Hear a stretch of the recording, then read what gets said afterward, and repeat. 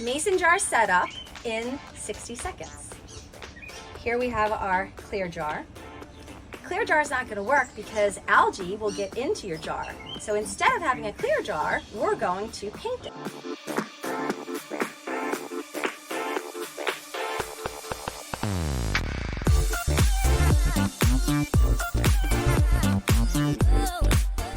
Sprinkle this in like salt.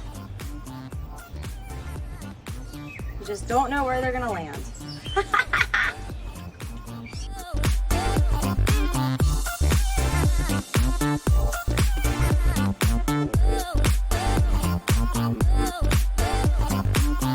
I'm filling this all the way up to the bottom edge of the cup. And soon, you too will have basil growing out of your mason jars.